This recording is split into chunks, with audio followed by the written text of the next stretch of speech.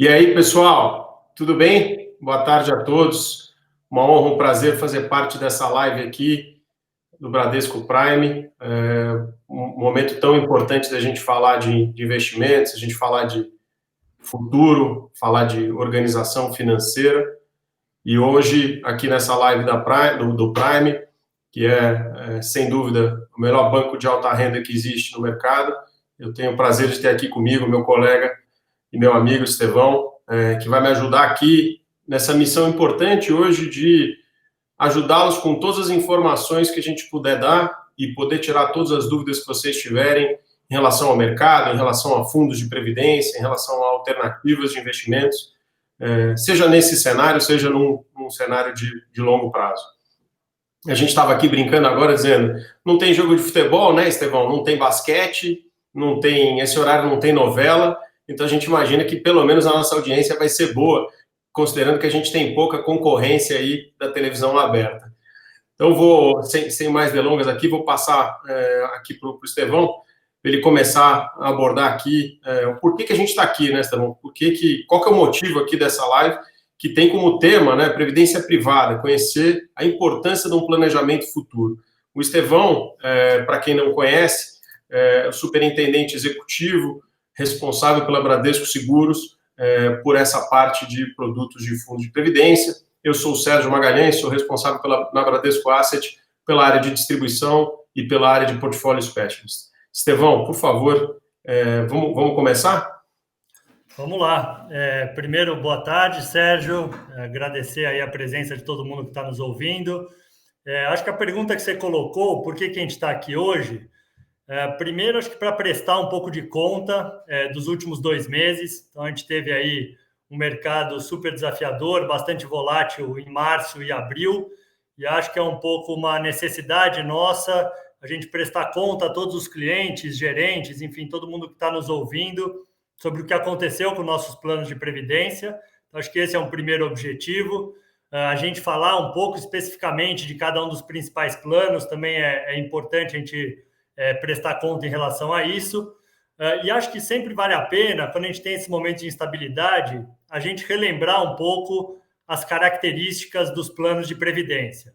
Então, quais os benefícios de ter um plano de previdência em relação a outras classes de ativos, outras classes de investimentos? E aqui eu queria fazer um resumo bem breve de alguns benefícios. Então, o plano de previdência, por exemplo, é um plano que não tem o Come Cotas. O que é o Come Cotas? Semestralmente, os fundos de investimento tradicionais, eles têm 15% do que dá de retorno no fundo de investimento fica num Come Cotas e é extraído da cota do cotista. Isso não acontece na Previdência, então você não tem essa extração de 15% da rentabilidade a cada semestre. Isso, ao longo do tempo, faz uma grande diferença. Então, essa é uma primeira diferenciação. Outra diferenciação, a depender da escolha que você faz do regime de tributação, se você escolher um regime de tributação regressivo, depois de 10 anos, o seu plano de previdência é tributado a 10%. Se a gente comparar isso com a tributação tradicional dos fundos de investimento de 15%, esse é um grande benefício também ao longo do tempo. Então, a hora que a gente vai acumulando, come cotas, a tributação regressiva bem menor do que o fundo tradicional, tudo isso gera um benefício de médio e longo prazo para o investidor de previdência, que é bastante relevante do quanto você acumula de patrimônio ao longo da sua vida. Além disso, a gente tem alguns outros benefícios, como a facilitação do processo sucessório. Então, os planos de previdência, eles podem ficar fora das discussões de espólio e das discussões de sucessão. Então, são mais fáceis de passar para os herdeiros na eventualidade de uma morte. Então, isso é um outro benefício secundário dos planos de previdência. E aí, mais especificamente, entre PGBL e VGBL, a gente tem diferenciação entre esses dois tipos de plano. No PGBL, por exemplo, você tem o benefício de poder deduzir até 12% da sua contribuição do imposto de renda. Então, só para simplificar, o sujeito que ganha R$100, ele pode abater no ano 12% da sua base tributável. Então, os R$100 viram R$88. E aí vamos simplificar uma alíquota de 27% de imposto de renda.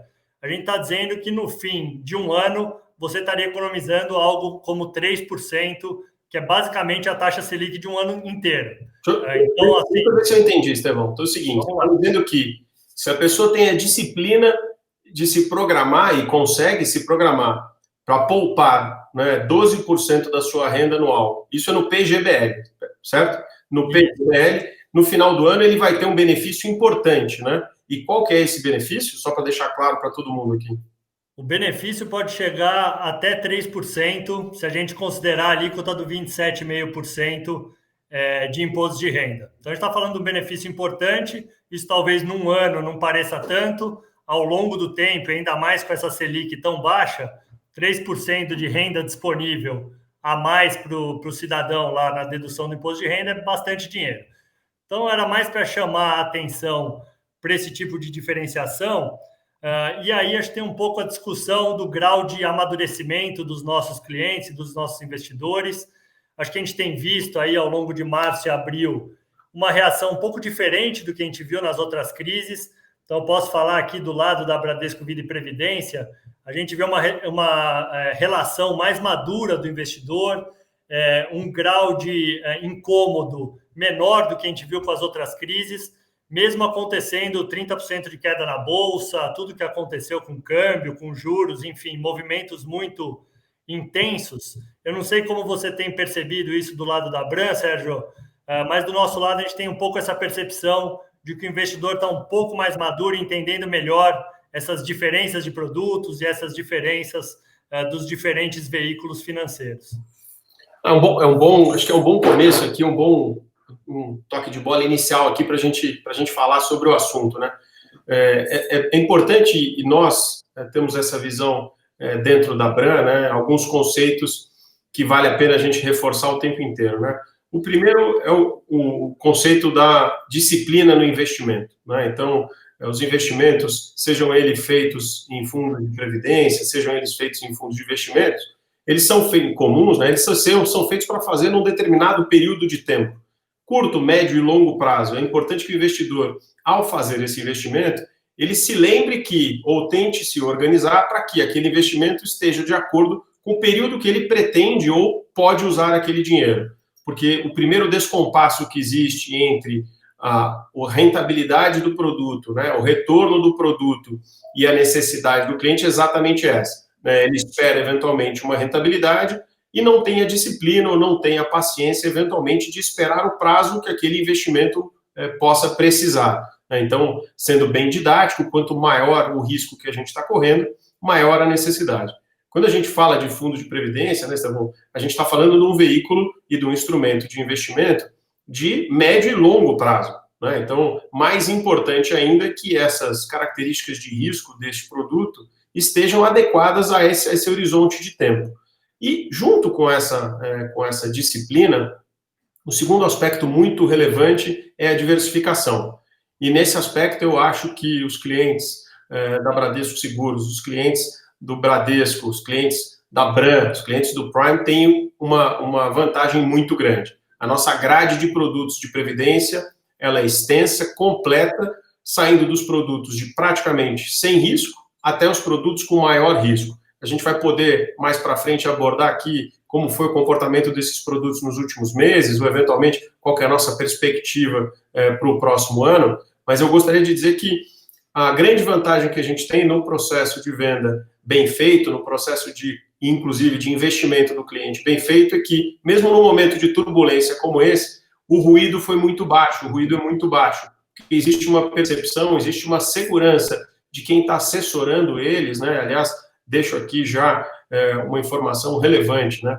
Para qualquer tipo de investimento que vocês estejam pensando em fazer, consulte sempre o seu especialista de investimento. Né? O Bradesco, no Prime, no Top Tier, nós temos diversas formas de você acessar o seu especialista de investimento para conseguir saber qual o melhor produto, qual a melhor carteira de investimentos para você fazer até dentro de previdência também. Então, acho que a gente teve um processo que nesse período agora foi um processo importante de amadurecimento dos clientes, de teste, inclusive, dos seus limites de risco, se é aquilo que eles estavam pensando em ter ou não, mas a gente tem tido uma surpresa muito positiva, com baixos baixo ruído, com baixo nível de estresse em relação aos clientes, em relação à performance dos produtos nesses últimos meses. Eu acho que seria legal, Estevão, partir daqui para a gente partir para a prática aqui, né? Então, assim, vamos começar a falar um pouquinho do balanço geral dos produtos em 2020. O que você acha? Pode ser, vamos lá. Acho que você colocou dois pontos importantes, que é diversificação e sofisticação, né? Então, durante muito tempo, o universo de previdência foi criticado por não ter uma sofisticação tão grande quanto outras alternativas de investimento. Acho que o que tem acontecido nos últimos tempos são dois movimentos bastante relevantes, que é mudanças regulatórias. Então, os fundos de previdência hoje, eles podem fazer quase as mesmas coisas que outras alternativas de investimento. Então, desde aumento da possibilidade de investir em ativos no exterior, passando pelo uso mais amplo de derivativos para poder fazer posições mais sofisticadas. E tudo isso permitiu com que a indústria de previdência fosse sofisticando ao longo do tempo. Então, se a gente comparar a grade do Bradesco Previdência hoje com a grade da Bradesco Previdência 2, 3 anos atrás, ela é uma grade muito mais ampla, muito mais sofisticada e que tem produtos adequados para os diversos perfis de risco e, mais do que isso, para os diversos momentos de vida e para as diversas capacidades financeiras de cada um dos clientes. Então, acho que tem essa linha da sofisticação que aumentou bastante e, além disso, com uma diversificação grande. Então, hoje em dia, os fundos da Bradesco Previdência já estão muito mais bem distribuídos entre renda fixa, multimercado, fundo de ações. Hoje, o nosso passivo ele já tem clientes alocados nas várias classes de ativo, digamos assim. E tudo isso tem sido muito bom nesse momento de teste de estresse que a gente viveu em março e em abril. E aí eu vou falar particularmente desses 2 meses e de 2 ou 3 produtos que eu acho que ilustram bem esse bom comportamento dos fundos do Bradesco nesse estresse de março e abril. Então, falando bem rapidamente de renda fixa, a hora que a gente olha 2 dos nossos fundos aí, que são os fundos que a gente mais vende, Creta e Atenas, apesar de março ter sido um mês muito desafiador para esses fundos, em abril a gente já viu uma recuperação importante de ambos os fundos, e quando a gente coloca em 12 meses, ambos os fundos estão rodando entre 105% e 115% do CDI. Então, acho que para a realidade atual, o mercado que a gente viveu, a crise de março do coronavírus, que é incomparável, inclusive, com 2008, momentos super atribulados, você tem em 12 meses 2 fundos de renda fixa rendendo entre 105% e 115% do CDI, acho que são produtos altamente vendáveis e que estão mostrando uma gestão muito bem feita e um ajuste muito, muito razoável aí do ponto de vista dos gestores da Abram. Estevão, você colocou muito bem aqui, né? E até para a gente já deixar mais claro para quem está nos assistindo, para quem está nos ouvindo, não é tão familiarizado aqui com os nossos produtos, né? A gente falou do Atenas e falou do Creta, né? São fundos de renda fixa. Isso. Esses 2 veículos estão disponíveis para PGBL e VGBL? Isso, tem nas duas alternativas. Então, basicamente, todos os fundos que a gente for tratar aqui, ou a maior parte deles, está disponível nas 2 alternativas. E aí, qualquer dúvida e esclarecimento remanescente, acho que a gente tem aqui sempre os nossos especialistas de investimento que podem até dar o direcionamento mais específico para qual alternativa mais apropriada para cada um dos clientes na sua escolha. Tá bom. E eu queria também que você citasse qual que é a diferença dos dois, do ponto de vista de risco, né? Eles são fundos da mesma classe, mas tem uma diferença de risco importante aí entre os dois, entre o Atenas e o Creta. Isso, o Atenas a gente costuma tratar ele como um fundo de média para alta volatilidade dentro do universo de renda fixa. Então, é um fundo que mira aí uma rentabilidade de CDI mais 1,5% ao ano. E o Creta é um fundo que é para dar algo um pouquinho acima do CDI, um perfil de volatilidade mais intermediário. Então, eu diria que são 2 fundos com estratégias muito parecidas, o Atenas com um pouco mais de risco, o Creta com um pouco menos de risco, mas o posicionamento da gestão ele é bastante parecido entre os dois produtos, é muito mais o apetite a risco do cliente. Então, aqui é muito mais uma adequação ao perfil de risco individual de cada um dos clientes. E essa mesma lógica, acho que vale para os multimercados. Então, hoje a gente tem na grade de multimercados fundos para todos os perfis de risco. Então, desde fundos mais moderados, que têm uma volatilidade baixa, que oscilam um pouco, até fundos que a gente chama mais apimentados, para um perfil de risco mais agressivo. E também aqui acho que a gente tem uma boa notícia.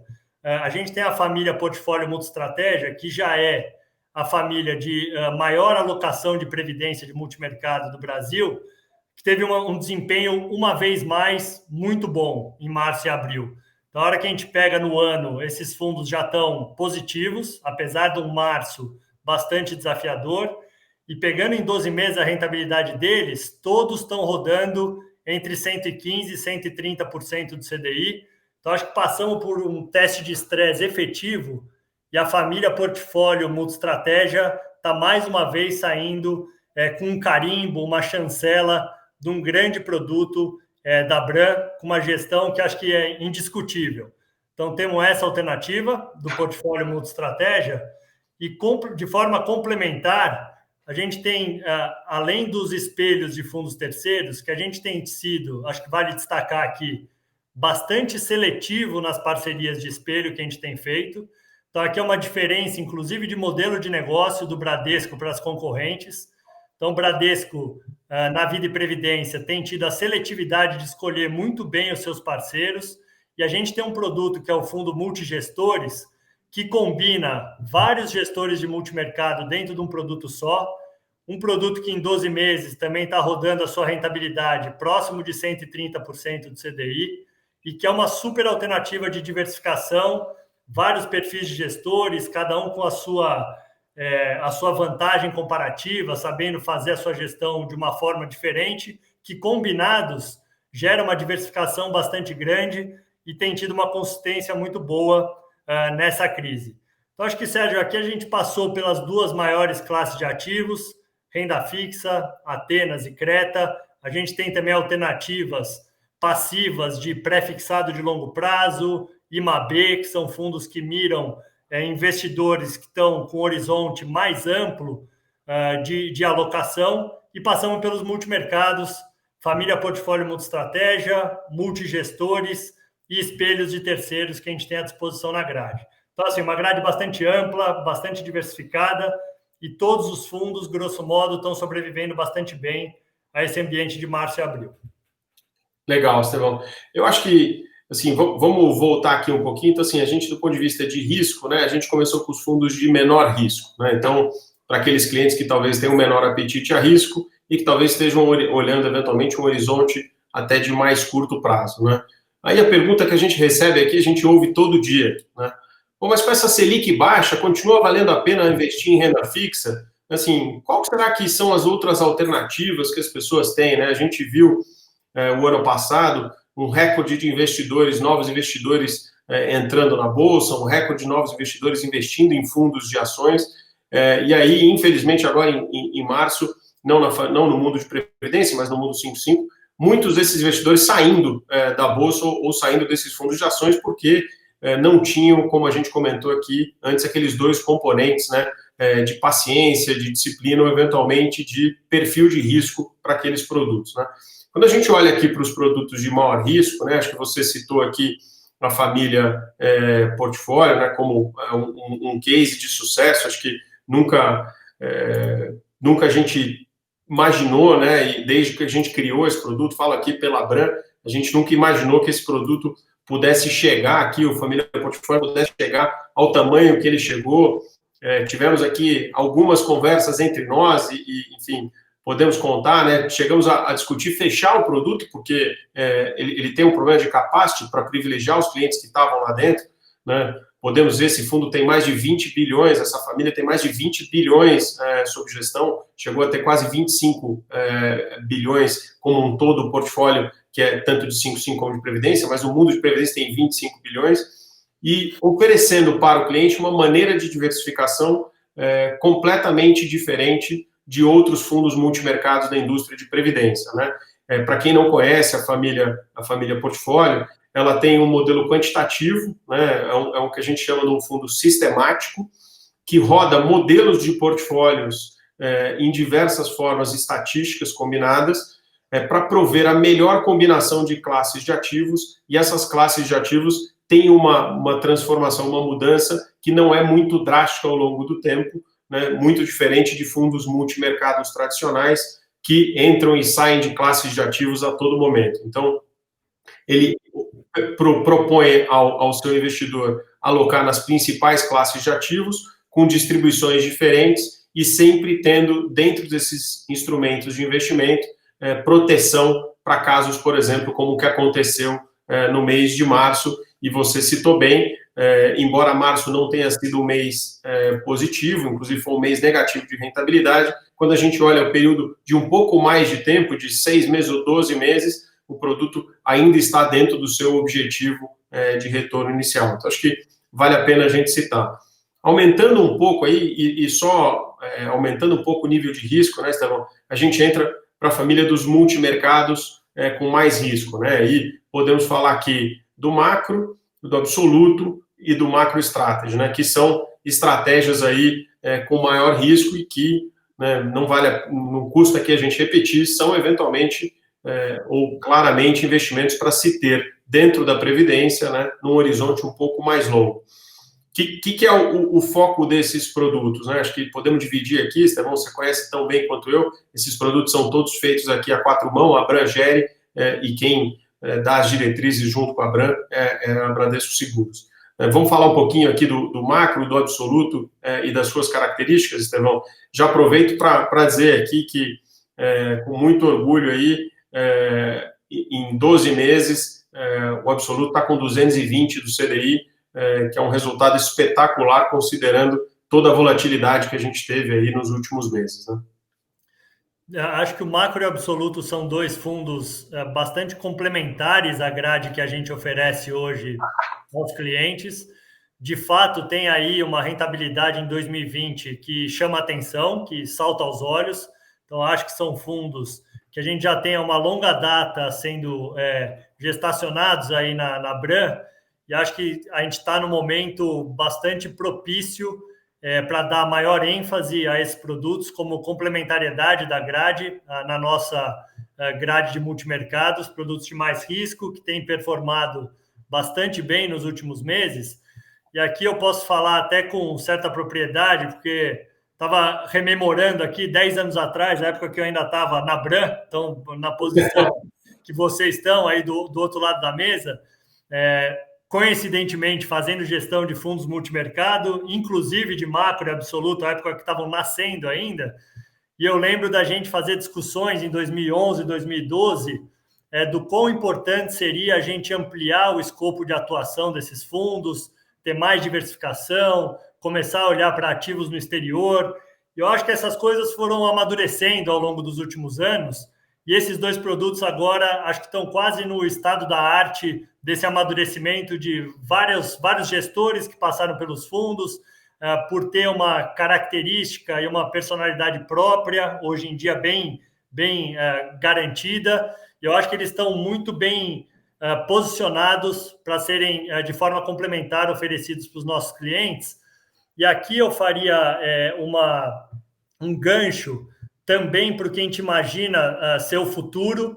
Então, a gente está preparando, além dos multimercados, também na parte de renda variável, a oferta de produtos adicionais nos próximos meses.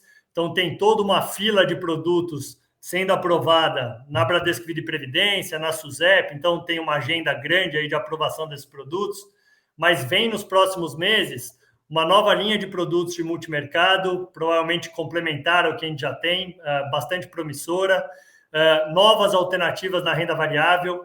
Hoje a gente tem basicamente o fundo de dividendos e os fundos relacionados ao Ibovespa, os balanceados. Essas são as duas nossas alternativas que tem na mesa para renda variável, mas nos próximos meses certamente virá mais coisa. Então vai vir Ibovespa ativo nos próximos meses, então um fundo que dá muito mais flexibilidade para o gestor fazer a sua atuação distante do índice, então escolhendo os papéis, as empresas com maior solidez de balanço, e virão alternativas adicionais também na renda variável. A gente vai dar algum spoiler aqui, estão vindo aqui, a gente vai dar algum spoiler dos fundos que estão para ser lançados aí, Estevão.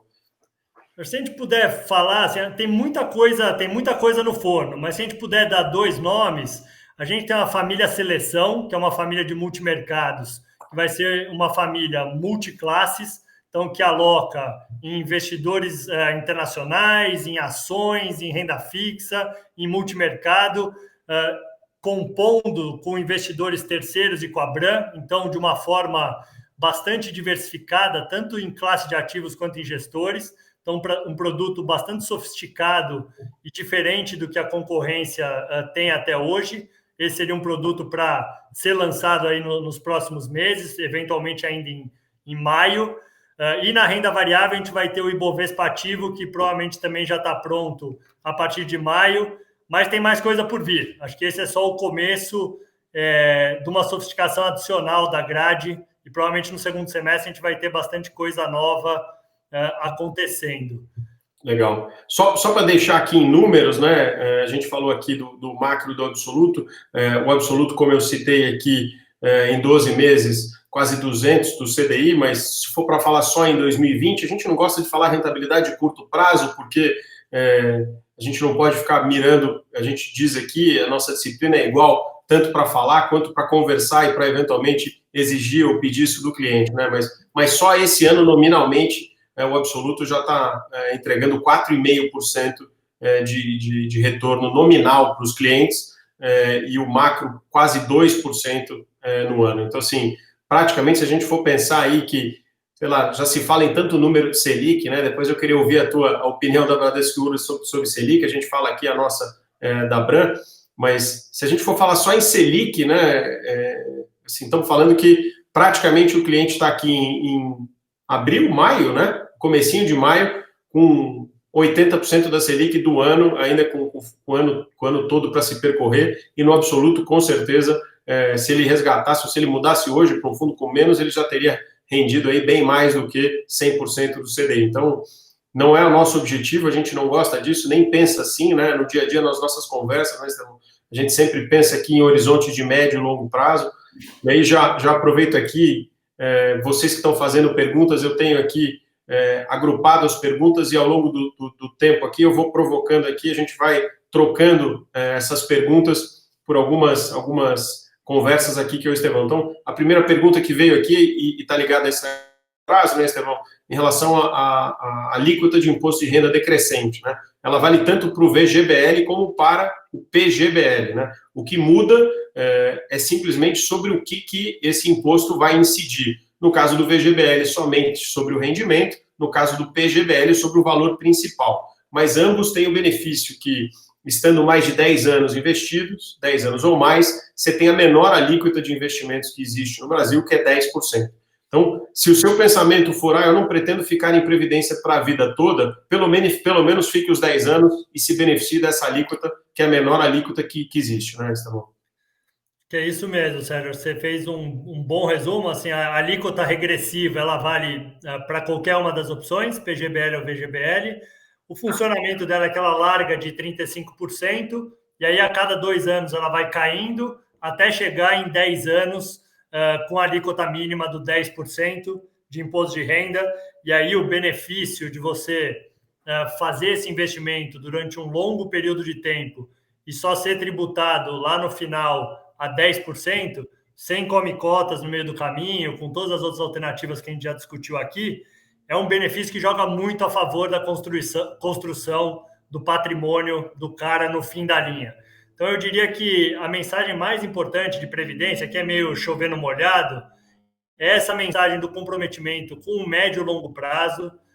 A pessoa que passa a fazer o investimento num fundo de previdência deveria ter em mente sempre essa percepção que é um investimento para ser carregado durante todo o seu prazo de acumulação financeira até o seu período de exercer a aposentadoria ou um benefício lá na sua terceira idade, na sua velhice, e você carregar esse investimento de forma constante, oscilando um pouco a alocação ao longo do tempo, a tendência é que ele se pague muito no tempo, seja pelo benefício fiscal, seja pela diversificação, seja por todos os benefícios que a gente discutiu aqui. Acho importante a gente destacar também, Sérgio, esse amadurecimento que a gente tem visto do investidor. Então, a gente saiu lá de uma memória de investimento em CDI, uma Selic muito alta. Depois a gente passou por uma primeira tentativa, que foi migrar de CDI para os fundos de renda fixa mais ativa. Então, esse foi o segundo passo. Um terceiro passo, de alguns anos para cá, foi uma migração mais intensa para os multimercados. E acho que de um ano, 18 meses para cá, a gente começa a experimentar uma nova cultura do investimento na renda variável. É claro que não são só essas classes de ativo, então tem investimento no exterior, tem investimento imobiliário, tem várias outras classes de ativos que a gente pode discutir, mas o que eu acho mais importante é como a gente vem amadurecendo passo a passo com a queda da Selic, essa percepção do investidor de que precisa correr um pouco mais de risco mesmo para ter o mesmo retorno do passado. Para isso, ele tem que estar disposto a, no mês a mês, sofrer alguma instabilidade das suas cotas, então é quase natural do processo de tomada de risco. E o que a gente tem visto é que, crise após crise, o susto dos investidores e o pânico dos investidores, ele está cada vez menor. Então, acho que aqui tem um aprendizado quase de educação financeira, de que todos os investidores estão percebendo como funciona um fundo multimercado, um fundo de ações, um fundo de investimento no exterior. Então, acho que tem aqui um legado dessa crise que vai ficar com a gente, que é a percepção do investidor mais maduro, e aí um pouco a sua provocação do CDI, né? Como é que a gente vai lidar com essa realidade que acho que veio para ficar? Acho que uma das características dessa crise vai ser a gente produzir mais uma pernada de juros muito baixo por um longo período de tempo. Então, acho que a gente tem que discutir CDI que vai ser abaixo da inflação, eventualmente, por alguns anos. Então, o CDI não vai nem pagar a conta da inflação nos próximos anos. E aí, a pessoa que está mirando a sua aposentadoria, a formação da sua poupança, precisa procurar outra alternativa. Não tem mágica. E aqui a gente vai falar, não é à toa que a gente está discutindo tanto a intensidade e a velocidade de sofisticação dos produtos que a gente tem que fazer daqui para frente. Porque a gente vai ser obrigado a fazer isso. Então, a gente tem que se preparar para isso. A gente tem tido bastante pergunta aqui sobre dois temas aqui que eu queria dividir contigo as respostas, né, Estevão? A primeira, assim, está na hora de aplicar em Previdência? Quer dizer, eu não tenho Previdência ainda. Quer dizer, o momento agora é o momento de aplicar em Previdência? Né? Então, assim, qual seria o melhor momento de você fazer ou começar um investimento em Previdência? Acho que essa é uma pergunta importante que a gente tem que discutir aqui. Seria legal se a gente pudesse, inclusive, citar exemplos aí do nosso dia a dia, conversas que a gente tem com os investidores aqui, podemos trocar essa figurinha aqui para falar junto, né? E um outro aspecto importante que estão me perguntando aqui, já mais na linha de cenário, a gente vai responder mais para frente, é o que a gente acha de fundos passivos, por exemplo, aqui estão me perguntando do IMAB, tá? Então, mas vamos dividir aqui, vamos falar primeiro dessa ideia de, como é que eu vou começar aqui o processo, como seria o processo de início do investimento em Previdência, quais são os aspectos que eu deveria levar em consideração para fazer esse investimento? Tá bom, acho que é uma boa pergunta. Eu vou tentar separar em dois a resposta. Assim, é o momento de aplicar em Previdência? Eu acho que Previdência é uma coisa para ser feita ao longo da sua vida inteira. Então, eu diria que não tem o momento mais apropriado para você começar a fazer. Então, acho que Previdência é algo para você ter como complemento da sua estratégia patrimonial. Então, você ter alguma reserva, alguma poupança que você vai constituindo ao longo de toda a sua vida e combinado com os outros instrumentos financeiros, os outros investimentos, com todo o seu portfólio de seguros. Então, uma coisa é você fazer a sua previdência com 20 anos de idade e aí complementar essa previdência com um seguro de vida para se acontecer alguma coisa com você. Ao longo do seu ciclo de vida, você tende a ter que contribuir menos com a previdência lá na frente, o seu seguro de vida também já não é algo tão relevante a hora que você tem 60, 65 anos de idade. Então, acho que esse mix de portfólio de investimento do seu patrimônio, ele tem que sempre ter alguma coisa de previdência. Então, não tem um momento mais adequado para você começar a fazer. O momento mais adequado é você fazer o quanto antes, acumular o quanto antes todos os benefícios da previdência, os benefícios tributários, o come-cota acumulativo e tudo que a gente já discutiu aqui. E aí eu separaria a segunda parte da resposta, que é, no momento como o atual, você fazer um desinvestimento na Previdência ou um aporte adicional na Previdência, que seria mais recomendado? Aí eu acho que aqui a resposta, indiscutivelmente, é nos níveis de preço atuais, preço de bolsa, 80 mil pontos, o estresse que a gente viu na curva de juros, NTN-B, os papéis atrelados à inflação, pagando 4,5% de juro real para o longo prazo, o pré-fixado pagando acima de 8%. Ô, Estevão, vamos até explicar aqui. Assim, acho que esse é um negócio legal da gente explicar, né? Por que o fundo, por exemplo, o fundo de renda fixa, né, que supostamente, e algumas pessoas ainda têm erroneamente esse conceito, por que o fundo de renda fixa rendeu negativo ou pode render negativo até o IMAB, né? Ah, mas eu estou comprando um fundo de títulos públicos que supostamente lá no final vai pagar de volta, né? Por que ele tem um rendimento negativo, né? Por que e quando eu posso esperar ter um rendimento negativo?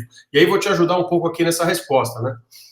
Eu acho que a magnitude de volatilidade ou de aumento de percepção de risco que houve no mercado, principalmente no mês de março, né? E que durante o mês de abril ele foi reduzido ao longo do tempo, né? Mas ainda longe de estar perto dos preços que estavam antes.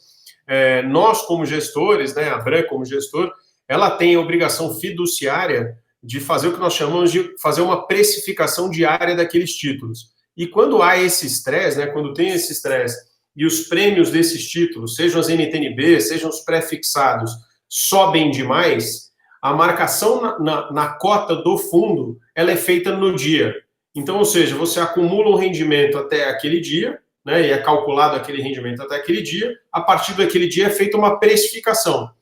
E aí, coincidindo exatamente com o que o Estevão estava falando aqui, se por acaso o investidor decide resgatar neste momento, ele está deixando na mesa, está deixando dentro do fundo para os demais cotistas o benefício do eventual retorno, do provável retorno que vai acontecer desse fechamento de curva dessas taxas de juros, por exemplo, ou de uma eventual recuperação da Bolsa. Então, o aumento da volatilidade no mercado, talvez esse seja a palavra mais comentada aqui, se for dar uma pesquisa, né, para não fazer nenhuma propaganda de nenhum site buscador aqui, se você fizer uma pesquisa na internet, né, sobre qual a palavra mais usada para identificar o que aconteceu no mercado em março, com certeza vai ser volatilidade, né? Estresse e volatilidade é o que explica a maior parte de quando os gestores eventualmente tiveram algum tipo de perda nos seus portfólios. Mas acho que não tem maneira mais simples de explicar efetivamente. Foi uma mudança drástica de níveis de preço por uma preocupação que estava fora do radar de qualquer analista, de qualquer... Se você olhasse aí os relatórios de perspectiva para 2020 e no final do mês de fevereiro, no meio do mês de fevereiro, né, porque o final já começou a chegar de verdade o coronavírus, não existia ninguém, né, Estevão, que falava que pudesse acontecer um movimento tão grande, uma magnitude tão grande, né, e tão rapidamente como aconteceu, e isso claramente manifestou o seu impacto dentro das cotas dos fundos de previdência com maior risco. Então, os fundos de renda fixa, né, a classe de renda fixa, eles são fundos, sim, que têm posicionamento de mercado com menor exposição ao risco, como a gente citou aqui, né, os dois fundos que têm menor exposição ao risco, ou mais ou menos, o Creta e o Atenas, mas eles podem, sim, no momento de muito estresse, como aconteceu agora, ter uma rentabilidade, inclusive, negativa. Então, é importante que o investidor, ao fazer essa sua decisão, ele saiba. E aí, sendo bem simples, né, o fundo vive de um ativo que ele investe, né, e o que ele entrega para o cliente é o que ele investe, eventualmente, menos uma taxa de administração. Se o fundo não corre nenhum tipo de risco, ele provavelmente vai render aquela rentabilidade do ativo que ele tem, menos o custo da taxa de administração. Tão simples quanto isso. Não sei se você queria completar, Estevão. Uma coisa para a gente diferenciar, assim, é óbvio que tem a realidade individual de cada um dos clientes. Então, a gente sabe o tamanho da crise que a gente está vivenciando e tem cliente, eventualmente, que tem a necessidade de um resgate por uma questão de liquidez e de quase sobrevivência. Então, isso daqui, acho que não tem nem como a gente discutir a alternativa desse cara. Tem todos os outros clientes que são clientes que podem passar por esse período mais agudo e que constituíram a reserva de previdência de forma a não ter que fazer uso dela num evento de liquidez, que eu acho que você fazer um resgate nesse momento é a pior decisão do mundo. E aí, por duas coisas. Primeiro, um pouco pelo que o Sérgio colocou, que a precificação dos ativos está no momento mais estressado do momento recente. Então, os ativos de renda fixa estão valendo pouco, porque o juro subiu. Os ativos de renda variável estão depreciados, porque a Bolsa caiu 25%, 30%, e aí você vai ter uma dupla perda. A perda da marcação dos ativos agora e a perda de todo o benefício de come-cota e tributário que você carregou até aqui, você abdicar dele daqui para frente.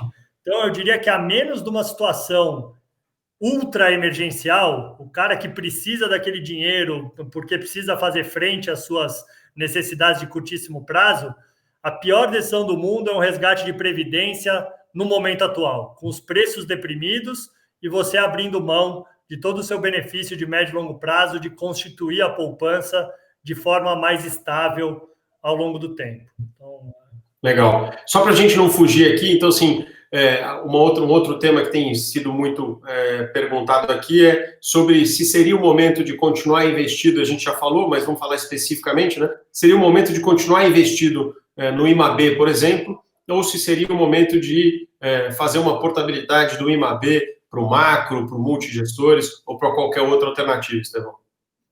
Vou dar minha percepção, assim, isso é sempre muito particular, que é a avaliação de um cenário que é um cenário complicado hoje em dia, né? Mas vou dar minha percepção para não fugir da resposta. Eu acho que o mercado de renda fixa é o mercado hoje onde a gente tem talvez a maior convicção de como ele vai se comportar ao longo dos próximos 2 anos.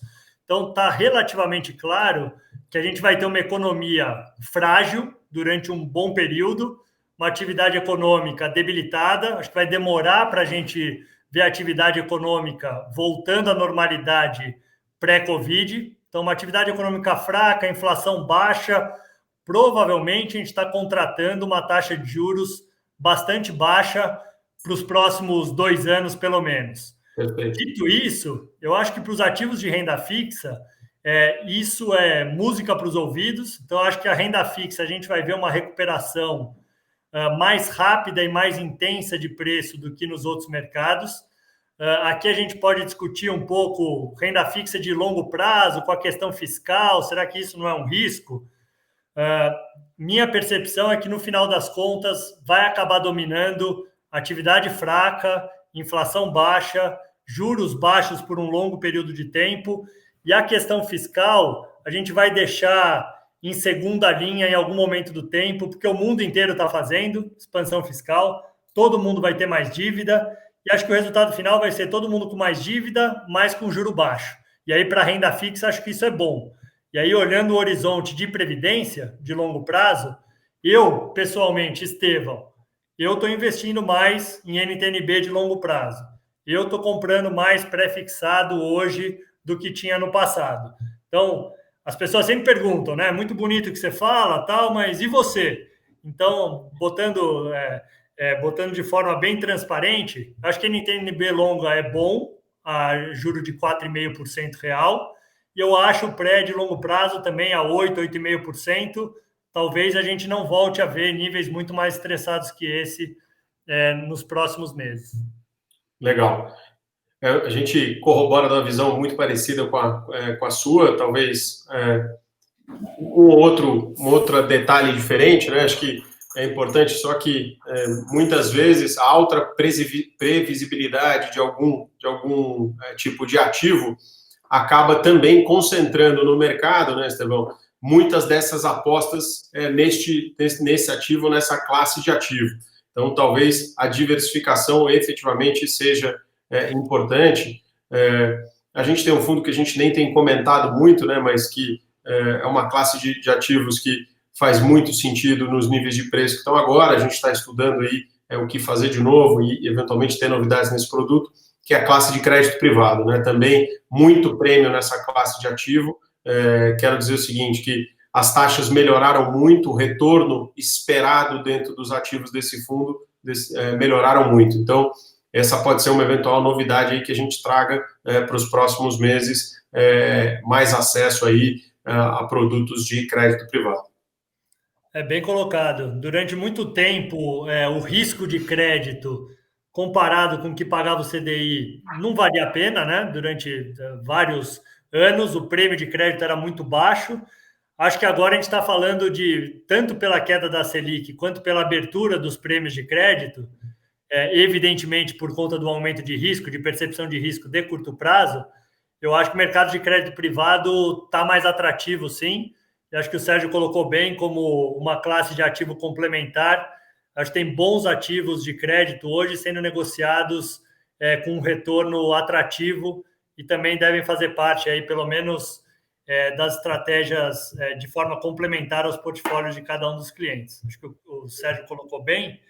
Se você me permite, Sérgio, não sei se a gente está para o final. Estamos caminhando para o fim aqui.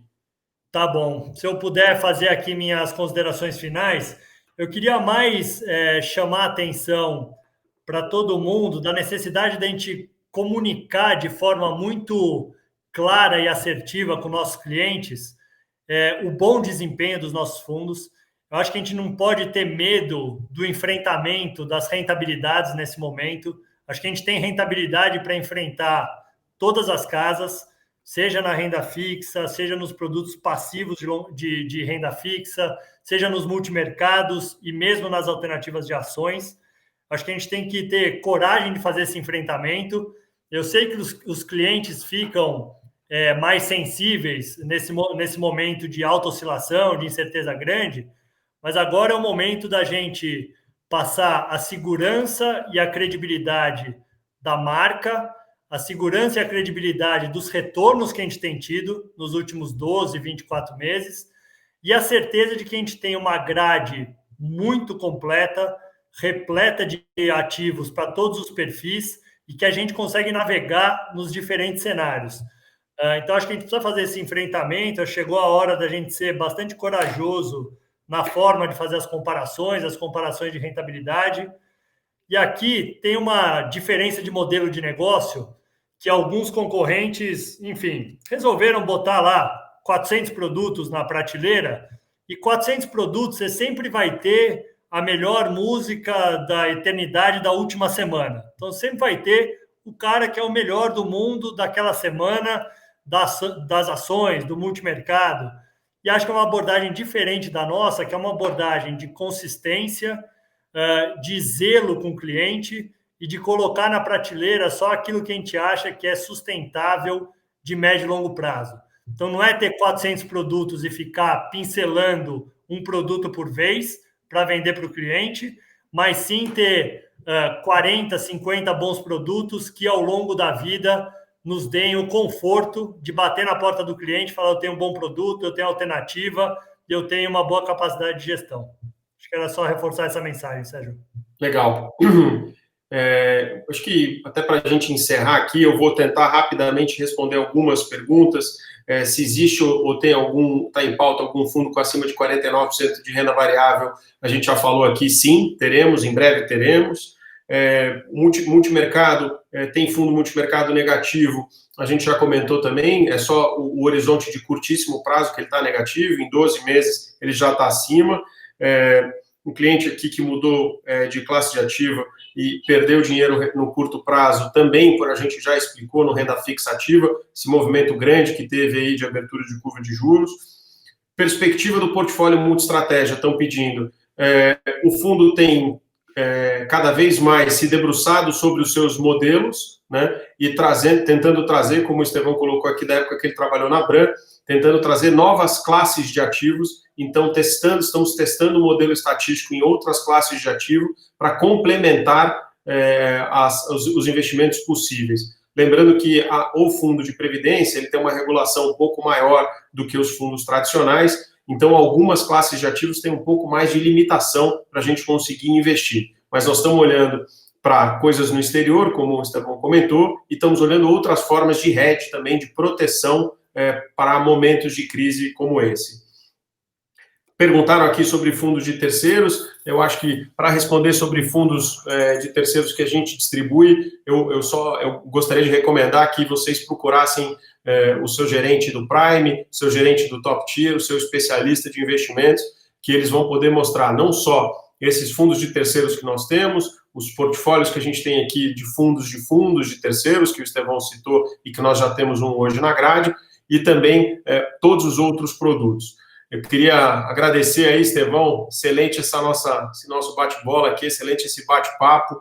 Eu aprendi bastante, espero que todo mundo que esteja assistindo aí possa ter aproveitado um pouco esse tempo e ter adquirido um pouco mais de conhecimento, de informação sobre os fundos de previdência do Bradesco, sobre os fundos da Bram, né, e sobre como proteger ou como montar o seu portfólio de investimentos. Então, contem conosco, contem com a Bradesco Seguros, contem com a Bradesco Asset e contem principalmente com seus gerentes de relacionamento do Prime, do Top Tier, que são quem fazem as coisas acontecerem no dia a dia, tá bom? Obrigado, Estevão, até a próxima, cara. Até a próxima, Sérgio, obrigado aí, valeu pelo bate-papo, estamos à disposição, pessoal. Tchau, tchau. Valeu, tchau, tchau.